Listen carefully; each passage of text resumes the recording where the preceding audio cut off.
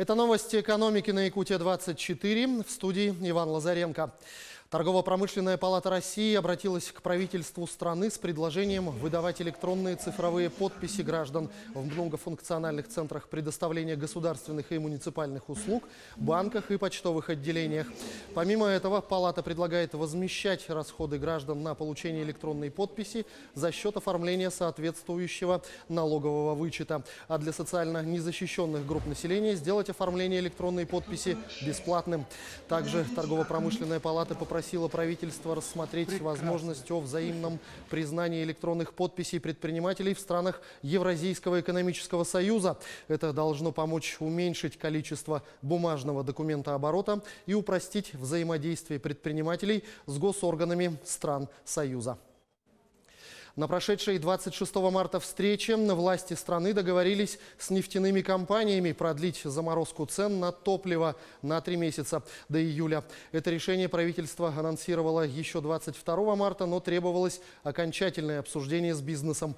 Теперь осталось подписать соглашение со стороны правительства. Это, как и в прошлый раз, сделают Минэнерго и Федеральная антимонопольная служба. Таким образом, рост цен на бензин до конца 2019 года предполагается в пределах инфляции, которая по последнему прогнозу Центробанка ожидается на уровне 4,7–5,2%. Еще одна причина продления соглашения – это ближайшие 3 месяца правительство планирует подготовить новый механизм в виде лицензирования экспорта нефти и нефтепродуктов. То есть теперь компаниям нужно будет получать специальные лицензии, чтобы экспортировать сырье и нефтепродукты. А выдавать их будут только если их производители поставят определенный объем продукции на внутренний рынок. Компания Россети готова выступить платформой для цифровой трансформации на энергетической отрасли. Об этом сообщил заместитель генерального директора по стратегическому развитию Россетей Евгений Нальхович. Платформа должна учитывать интересы всего сообщества, потребителей, сбытовых организаций, генерации и так далее, уточнил он. Реализация концепции позволит снизить операционные и инвестиционные расходы компании, сократить потери электроэнергии, повысить надежность и доступность электроснабжения и создать набор дополнительных услуг для клиентов. Компания «Алроса» подвела итоги отбора технологических стартапов, организованного на базе корпоративного акселератора Generation S.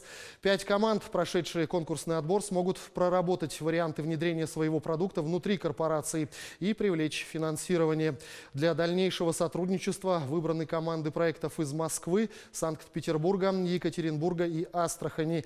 Среди победителей в том числе проект рентгеновской системы обнаружения алмазов и проект технологии машинного зрения для анализа минералов.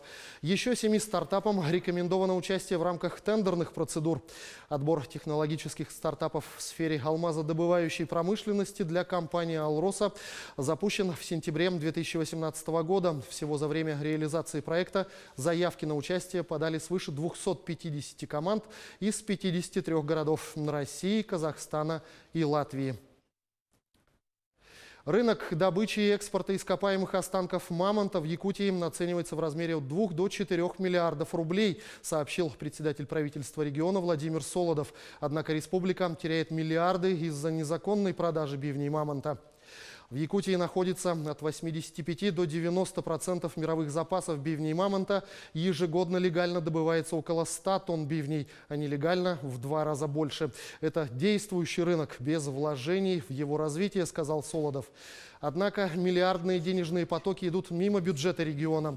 По федеральному законодательству добыча бивней не облагается региональными налогами, а основное производство и продажа изделий из мамонтовых костей находится в Китае, где из-за запрета на добычу слоновой кости высоко ценятся бивни не только мамонтов, но и других животных.